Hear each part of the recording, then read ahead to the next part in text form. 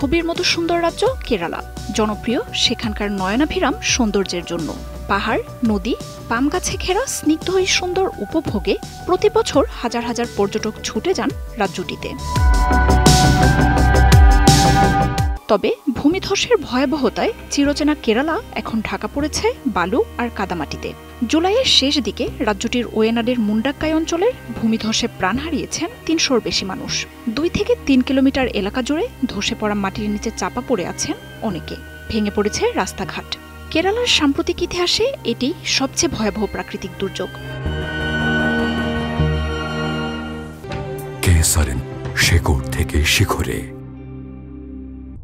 পরিবেশ বিশেষজ্ঞরা বলছেন, ৮০-র দশকে অঞ্চলটিতে বন নিধন কাজ শুরুর পরপরই ওই অঞ্চলের মাটিতে পরিবর্তন শুরু হয়। কেটে ফেলা গাছপালার শেকড় মাটিকে নরম করে রাখায় প্রবল বৃষ্টিতে সেই শূন্যস্থান হয়ে ওঠে নড়বড়ে। এছাড়াও অপরিকল্পিত বসতি স্থাপনা ও খনন কাজ রয়েছে ভয়াবহ এই দুর্যোগের নেপথ্যে।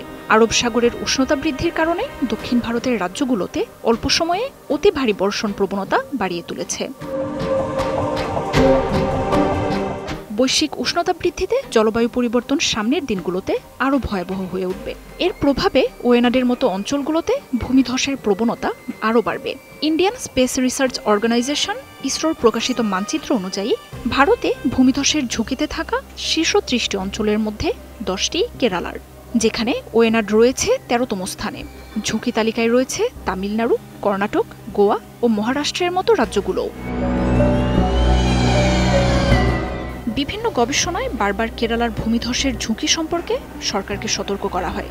খনি ও পাথর খনন কাজ বন্ধ করা সহ থার্মাল পাওয়ার প্ল্যান্ট, বায়ু বিদ্যুৎ প্রকল্প, জলবিদ্যুৎ প্রকল্প বন্ধের সুপারিশ করা হলেও রাজ্য সরকার, শিল্প মালিক সহ স্থানীয় প্রভাবশালীদের বাধায় 1 দশকের বেশি সময়েও সেসব বাস্তবায়ন হয়নি।